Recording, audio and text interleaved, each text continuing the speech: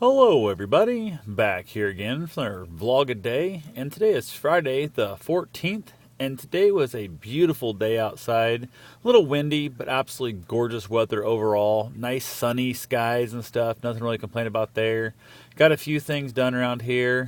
Headed out to go ahead and get my run on today. I had a 6 mile training run to do. And I decided to do it on the trails. I haven't been on the trails really much this year or this spring. It's been that weird muddy and stuff. It's really been causing some issues. Thought maybe with the wind we've been having it would have dried out a little bit. So I went out to run my 6 miles on the trails and it worked out decent. There was a handful of spots. It was really muddy, some washout still, some like low areas where they don't have it draining properly and stuff, so it's kind of sloppy and whatnot. Unfortunately, there's one spot that's probably about, I don't know, 20-30 yards long that's just a complete glacier of ice still. There's no sun getting to it, a lot of trees on both sides, so it's not getting sun either part of the day, and it's super slick where it's in the 60s, so the stuff's melting off and making that nice slick water, and then at night it's cooling back down, it's just freezing up, and it's getting just that crazy slick stuff. Like I was literally like 35 seconds ahead of pace when I got there the first time, and it was, like I said, it's 25 yards long or so. By the time I got through it, I was 3 seconds ahead of pace. So I had literally lost 2.5, almost 3 miles worth of 30 seconds in that like 20 yards. So that right there really kind of sucked. I made it up, not a big deal. Ran it out after that, no problem there. Ended up going over. Before actually I finished the run, I went ahead and did the whole run thing there, no big deal, got back. And then I forgot, before I went for my run, I actually stopped by my grandparents' house, talked to them for a little while. Hadn't seen them for, I don't know, a few days now. Stopped in. They were just kind of, I don't know, everything's doing good. Nothing really changed in their life except they're finally going to replace the carpet in their living room, I believe is what they're discussing. They haven't made a final date yet, but they're in the process of doing that. It needed the carpet replaced, and they bought the house, 15, 20 years ago, how long it's been. But it's the one thing, my grandparents are like the cheapest, tightest. They don't spend money on anything in their life unless my grandfather wants like a tool, new lawnmowers like that. He'll spend some money there. But they spend all their money on new cars and new trucks. Like they'll buy a new car or new truck every couple years. I mean, like every 2 years they'll buy a car. 2 years later they'll buy a truck, so on and so forth. So they get a new vehicle every 4 years on both of them. And it's insane. Like the one time my grandfather traded in his truck, he had less than 8,000 miles on the truck. Ironically enough, with the deductions crap, the trade-in advice stuff, they took a beating on it. They never really are that great a negotiator. I keep telling them, with especially a truck that low, you could have sold it outright and made off way better, but they don't want to mess with it.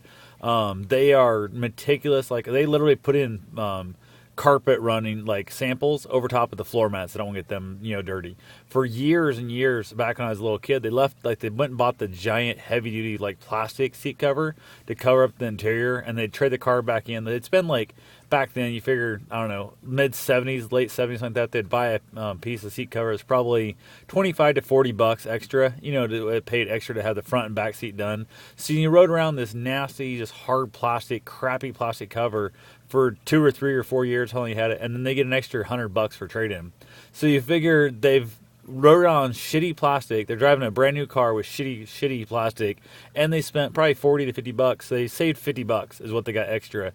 So for 3 years or 4 years, you rode on disgustingly shitty plastic seats for 50 bucks. That makes no sense. That's less than $1 a damn, month, which is ridiculous in the whole process. So that right there is the deal. My grandfather's truck he traded off that time had less than 8,000 miles on it, which I figured up cost him about $1.75 to $2 a mile he drove the truck. So it would have been cheaper to take a taxi. Everywhere he went with that truck, it would have been way cheaper to take a taxi. That's not even figuring in plates, not figuring in the insurance, not figuring in oil changes, not figuring in that crap, because he was still changing his oil every 3 months on the vehicle, which is dumb as shit, because they told him that you have to change oil every 3 months or 3,000 miles, whichever comes first. So he literally had 4 years worth of oil changes every 3 months on a truck that had 8,000 miles on it. So it would have been, he could have taken a freaking limo, cheaper than what it cost him to own that damn truck. It was just, I don't know, some weird ass shit there. But who knows? That's their thing. Let them do what they want to do. So I don't know. I always find it weird. It's my grandpa always gets what he wants, the new stuff, the new trucks and whatnot. And my grandmother's always wanted a new kitchen, always wanted, the new carpet thing. She's finally getting the new carpet. And it's that weird moment where she's like, I'm not going to live forever and blah, blah, whatever, which I think she still is really tied up on the fact that she lost her son, my father, that kind of thing. It really just starts hitting her hard, and she started kind of crying about. She thought about how she's going to live forever, and I thought, well, then you should have bought the carpet, for $800 you could have spent for a new room of carpet. You could have done that, or actually probably the end probably been like $400, $500 20 years ago when you bought the house, and you wouldn't have had to worry about it. But anyway, that's all a different story there. So it's fun stuff dealing with that kind of junk. But got that all done. Came home, ended up getting myself. I had some of the pork loin. Oh, that stuff is so good. Ate that up this evening and stuff. I'm actually having myself some cottage cheese with salt and pepper on it. I love fresh ground pepper on my cottage cheese. If it's summertime, I'll do tomatoes with my cottage cheese. This time of year, you can't find tomatoes that are worth a damn. So just doing cottage cheese only tonight. So that's pretty much the whole thing I've got going for today. We got to do a 6-mile run tomorrow and then a 15-mile run Sunday.